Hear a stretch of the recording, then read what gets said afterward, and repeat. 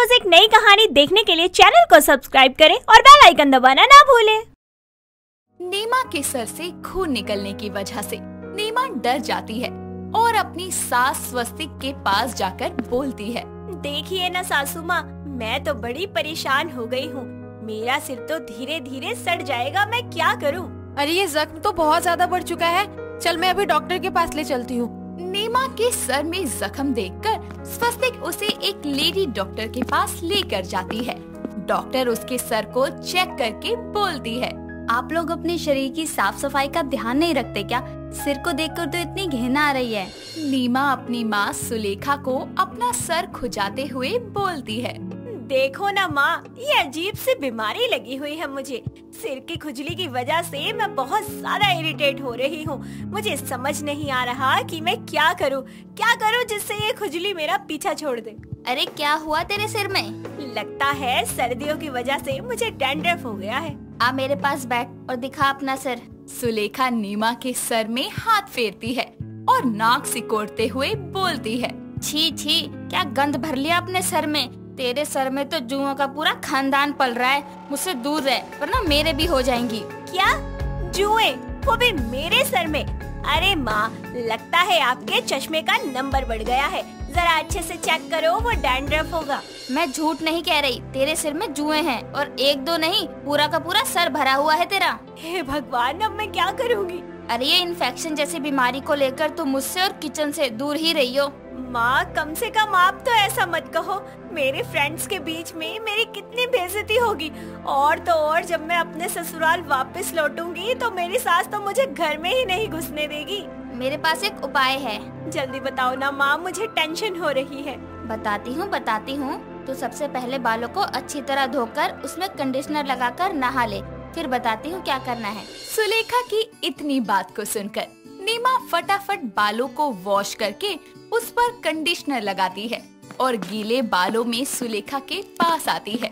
सुलेखा उसे देखते हुए बोलती है, अब व्हाइट टॉवल और बारीक कंघी मेरे कमरे के ड्रॉर में पड़ी होगी, जा लेकर आ उसे। अच्छा माँ। नीमा उसके कमरे में जाकर कंघी और व्हाइट टॉवल लेकर आती है, जिसके बाद वो सुलेखा को देते हुए बोलती है, इससे क्या होगा माँ? मेरी सारी जुएं उड़कर आसमान में चली जाएंगी क्या? अरे ना समझ, तू बैठ पहले मेरे पास। सुलेखा उसे व्हाइट टॉवल बिछाने की कहती है और बालों को टॉवल पर झुकाते ही वो उसके बालों में कंघी करने लगती है। कंघी से झाड़ते ही टॉवल पर जुओं की बरसात हो जाती है। ये सब देखकर सुलेखा उसकी जुओं को अपने नाखून से मारते हुए बोलती है, हमारे जमाने में मेरी माँ मेरी और मेरी छोटी बहन के जुएं पड़ जाने पर यही इलाज करती थी। उन्हें तो हाथों से भी निकालना आता था। हाँ माँ, मेरे सर को बहुत आराम मिल रहा है, नहीं तो खुजा कर तो मैंने अपने सर में दर्द ही कर दिया था। और इस कंघी से तो मुझे बड़ा रिलैक्स फील हो रहा है। और देखो तो इस टॉवल पर कैसे जुओं की लाशें बिछ गई हैं। जुओं से हमारे बाल कमजोर होकर टूटने लगते हैं। जुएं हमारे सिर में रहती भी हैं और हमारा खून भी चूसती हैं, जिसकी वजह से हमारे सर में खुजली और जख्म बन जाते हैं। इसलिए इसका इलाज पहले ही कर लो तो ही अच्छा है। माँ, आपके सिर में कभी जुएं पड़ी? तू पहले अपने सिर की जुएं निकाल ले, मेरे सिर की बाद में बात करियो। सोच रही हूँ एक दो प्राणी आपके सर पे भी ट्रांसफर कर दूं, इनकी पार्टी हो जाएगी आपके सर पे भी। अच्छा, मेरे क्यों? अपनी सास के सिर में डालियो और हो सके तो अपने ससुर के भी सिर में डाल दियो। अरे ना रे बाबा। और हाँ, एक बात ध्यान रहे, इस टॉवल को बहुत अच्छे तरह से धो लियो, वरना किसी और की भी जुएं चढ़ जाएंगी। इसलिए कहते हैं अपनी कंघी, रुमाल और टॉवल किसी से शेयर नहीं करना चाहिए। ओ, अब समझ में आई बात। तेरा दिमाग भी तेरी तरह ऑलवेज लेट है। थैंक्स माँ, मेरी हेल्प करने के लिए। अच्छा हुआ जो आपने समय रहते मेरी सारी जुएं निकाल दी, वरना मेरी सास मेरे जुओं वाले बाल देखती तो बड़ी दिक्कत हो जाती। चलो, कल मुझे वापस भी जाना है तो मैं पैकिंग कर लेती हूँ। अरे सही से साफ कर ले, नहीं तो दोबारा हो जाएंगी। नीमा सुलेखा की बात को अनसुना करके लापरवाही करती है। अगले दिन वो अपना बैग पैक करके अपने ससुराल वापस लौट जाती है।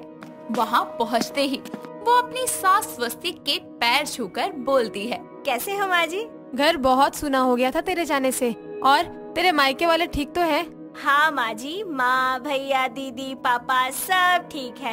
अरे माँ जी, आपको कुछ बताना था, मैं तो भूल ही गई।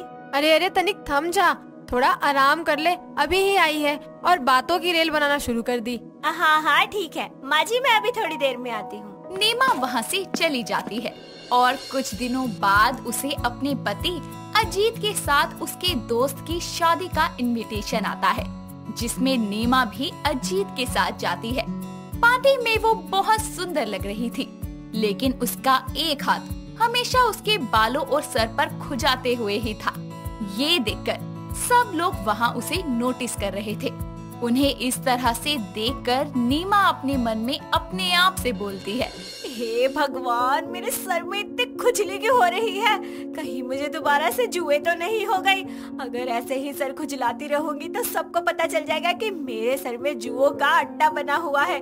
यार साफ तो की थी मैंने, दोबारा से हो गई है क्या? तभी वो शादी के बाद दुल्हा और दुल्हन के साथ फोटो क्लिक करवाने जाती है। नीमा बार बार अपने हाथ से सर में खुजा रही थी। ये देखकर कैमरामैन उसे बोलता है, अरे मैडम जी, ये पोज शूट नहीं कर रहा, अपने हाथों को नीचे कर लीजिए। कैमरामैन के इतना बोलने पर भी वो खुजली की वजह से बार बार अपने सर को खुजाते हुए फोटो क्लिक करवाती है, जिसे देखकर अजीत बोलता है, ये तुम्हें हुआ क्या है? समझ नहीं आ रहा क्या? ये अनहाइजीनिक हरकतें करना बंद करो, तुम पूरी पार्टी में मेरी बेइज्जती करवाओगी। इतना बोलकर अजीत उसे पार्टी से लेकर घर आता है और उस पर गुस्सा करते हुए बोलता है, ये क्या ड्रामा लगा रखा था, सारा मूड खराब कर दिया। थोड़ी देर और रुकी होती तो सब के सब वहाँ तुम्हारा इंटरव्यू लेने आ जाते और कल के न्यूज़पेपर के फ्रंट पेज पर तुम्हारी सिर खुजाते हुए फोटो छपती। आप गुस्सा मत होइए प्लीज। इतना बोलकर अजीत वहाँ से चला जाता है और नीमा अभी भी अपने सर को ही खुजा रही थी और इसी वजह से उसके सर से खून निकलने लगता है और वो डर जाती है। वो स्वस्तिक के पास जाती है और स्वस्तिक उसका सर देखकर उसे डॉक्टर के पास ले जाती है और उसके सर को चेक करके डॉक्टर बोलती है, ये क्या हाल कर लिया है आपने अपना सर खुजा खुजा कर। इतना बुरा हाल है तुम्हारे सर का कि जुओं ने अपना साम्राज्य इतना बढ़ा लिया कि तुम्हारा सर सड़ चुका है, जिसमें फोड़े और घाव बन चुके हैं। खुजली की वजह से तुमने उसे खरोच दिया है और वो जख्म बन गए हैं। अब मैं तुम्हें दवाइयाँ और कुछ लोशन लगाने के लिए देती हूँ, उसे डेली इस्तेमाल करना और अपने शरीर की साफ सफाई पर ध्यान देना। जी डॉक्टर। कितने दिनों में ठीक हो जाएगा इसका सिर डॉक्टर? अब बीमारी बड़ी शिद्दत से पाली है तो जाने में भी वक्त लगेगा। आप 1-2 बार चेकअप के लिए आ जाइएगा। ठीक है डॉक्टर। दवाइयों, लोशन और पर्सनल हाइजीन का रेगुलर अच्छे से ख्याल रखने पर नीमा के सर के जख्म ठीक हो जाते हैं और कुछ ही दिनों में उसके बाल और भी चमकदार और खूबसूरत हो जाते हैं। शनाया दिल्ली शहर में रहने वाली बहुत ही खूबसूरत, समझदार और शायराना मिजाज की लड़की थी। वो हमेशा से ही एक बहुत नामी शायर बनना चाहती थी। उसकी शादी विनय नाम के एक बहुत ही हैंडसम से लड़के से हो जाती है। शादी के बाद शनाया का शायर बनने का सपना अधूरा रह जाता है और अपने शायराना मिजाज से वो हर जगह बातों को शायरी के जरिए ही कहा करती है, जिसके चलते उसका पति और उसकी सास उर्मिला अक्सर ही उसकी बातों को ना तो समझ पाते थे और ना ही उनका जवाब दे पाते थे। ऐसे ही एक दिन, बेटा विनय, वैसे तो हमारी बहू में कोई कमी नहीं है, बेशक बहुत ही खूबसूरत और समझदार है, लेकिन ये उसकी हर वक्त शायरी करने की आदत बहुत बुरी है। जी माँ, आप बिल्कुल सही कह रही हैं, लेकिन इसमें दिक्कत ही क्या है अगर वो ऐसे बात करती है तो? अरे दिक्कत तो बस यही है बेटा कि वो कभी कभी ऐसी बातें बोल देती है जो मेरे तो सर के ऊपर से ही निकल जाती है। अरे कभी तो ऐसा लगता है कि वो मुझे ताने दे रही है शायरी के बहाने। अच्छा ऐसा है क्या? लेकिन मुझे तो ऐसा नहीं लगता। माँ आप गलत समझ रही हैं, ऐसा कुछ नहीं है। तभी वहाँ शनाया आ जाती है और बोलती है, ये क्या गुफ्तगू हो रही थी हमारे पीठ पीछे जो हमारे आते ही माहौल में खामोशी सी छा गई। देखो देखो, यहाँ फिर से मुशायरा शुरू हो गया है। अरे कभी सीधे और साफ शब्दों में भी बात कर लिया कर। वो कहते हैं हमसे कि हम उनसे सीधे मुंह बात नहीं करते। अरे कोई समझाओ तो उन्हें कि बात उनसे की जाती है जो जज्बात समझते हैं। ऐसे ही कुछ वक्त बीत जाता है। और एक दिन उर्मिला फिर से विनय के कान भरने लगती है। तभी शनाया छुपकर उनकी सारी बातें सुन लेती है। विनय बेटा, अब बात हद से ज्यादा बढ़ गई है। अब तो इसका कुछ करना ही पड़ेगा हमें। कहना क्या चाहती हो माँ आप? मेरे कहने का मतलब ये है कि हम तो घर के हैं। इसकी शायरी हम तो सहन कर लेंगे, लेकिन बाहर वालों का क्या करेंगे? ना करे तो ना सही, हमें बाकी सबसे क्या लेना देना है? अरे तो समझा नहीं, इसकी ये आदत एक दिन इसको बहुत भारी पड़ेगी और इसको बहुत पछताना पड़ेगा। तो यही चाहता है कि कोई बाहर वाला आकर इसको जलील करके चला जाए, हैं? इतने में शनाया कमरे के अंदर आकर बोलती है। जिसे हम अपना समझकर दिल की बातें कहे जा रहे थे, उन्होंने ही मिलकर हमें गैर बना दिया। ये कैसी सास और कैसा पति मिला मुझे। दोनों ने मिलकर मुझे ही बेवफा बना दिया। अरे वाह ही कर दो। अरे अब रोते रोते भी शायरी मारेगी क्या? हम तो कैद कर लेंगे अपने लफ्जों को अपनी बातों में। उनसे कहो वो चिढ़ा ना करे हमसे यूं छोटी छोटी बातों पे। देख बेटा, तेरी बीवी तेरे ही सामने मुझे सुना रही है। अरे माँ, ऐसा नहीं है। तुम चलो, माँ को आराम करने दो और आज के बाद तुम शायरी नहीं करोगी। कुछ दिन ऐसे ही बीत जाते हैं और अब शनाया अपने इस शायरी बोलने की आदत को कम करने की कोशिश करती है, पर वो उस पर पूरी तरह से अमल नहीं कर पाती।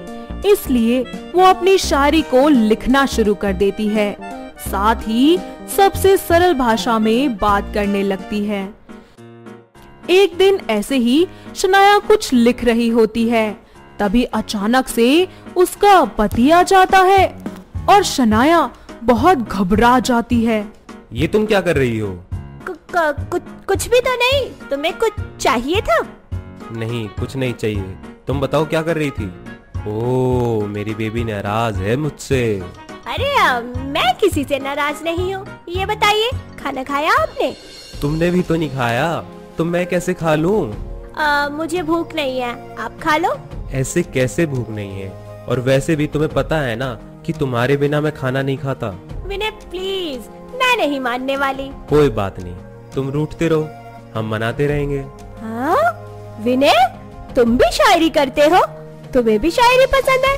शायरी पसंद नहीं थी, पर शायरी करने वाली तो पसंद है। ओह विनय, तुम कितने अच्छे हो, फिर मेरा साथ क्यों नहीं देते? मैं तो हमेशा देता हूँ, बस तुम ही नहीं देख पाई। मेरी मशरूफियत के हर लम्हे में तेरी यादें हैं, और वो कहते हैं कि हमें फुर्सत ही नहीं है। बहुत खूब, मैं कभी भी तुम्हें हर्ट नहीं करना चाहता था, लेकिन मैं तुम्हें कैसे समझाता कि तुम्हारी शायरी की वजह से सब तुम्हें गलत समझ लेते हैं, और मैं ये सब होते हुए नहीं देख सकता। तारीफ के मोहताज नहीं होते वो लोग जो सच्चे होते हैं।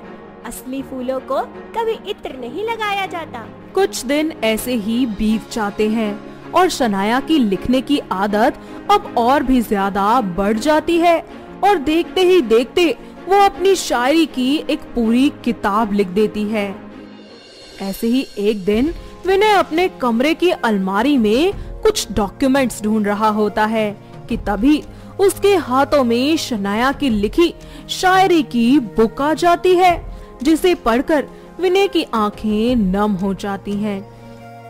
वो किसी को भी बिना बताए शनाया की लिखी शायरी का इंस्टाग्राम पर पेज बनाता है और अपनी बीवी की लिखी शायरियाँ उस पर अपलोड कर देता है।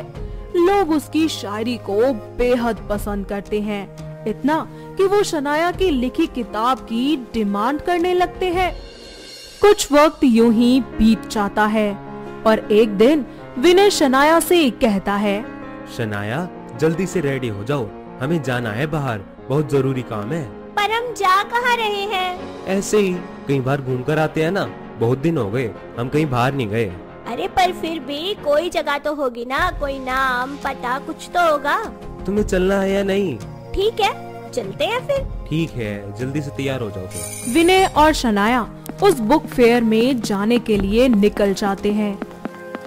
थोड़ी देर बाद दोनों बुक फेयर पहुंचते हैं, जहां जोरदार तालियों के साथ शनाया का स्वागत किया जाता है। शनाया को पहले तो कुछ समझ नहीं आता, तभी विनय चिल्लाते हुए बोलता है, सरप्राइज! बेबी मुझे माफ कर दो, मैं कभी समझ ही नहीं पाया कि तुम्हारे अंदर कितना खूबसूरत हुनर है जिसे मैं छुपा रहा था। शनाया, तुम्हारी शायरी को लोगों ने बहुत पसंद किया है और पब्लिक डिमांड पर तुम्हारी बुक प्रिंट हुई है। तुम सच कह रहे हो? तुमने मेरी किताब पढ़ी थी? हाँ, मैंने पढ़ी थी और उसे पढ़कर एहसास हुआ कि तुम कितना खूबसूरत लिखती हो। अर्ज किया है कि भूल हुई है हमसे जो पहचान ना सके तेरे अंदर के गालिब को। हम तो तेरे कायर हो गए जब पढ़कर देखा तेरे कलम की गहराई को। विनय शनाया को स्टेज पर ले जाता है और यहाँ शनाया को सम्मानित किया जाता है और उसकी बुक को भी लॉन्च किया जाता है। इतने में शनाया बोलती है, किस तरह शुक्रिया कहें आपको, जमीन से उठाकर दिल में बिठा लिया, नजरों में समाकर पलकों पे सजा लिया।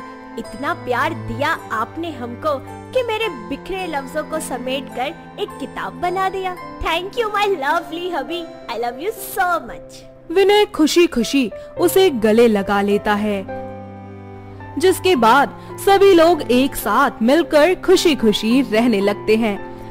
भूमि बहुत ही सुंदर और चुलबुली लड़की थी जो आम खाने की बहुत ही ज्यादा शौकीन थी।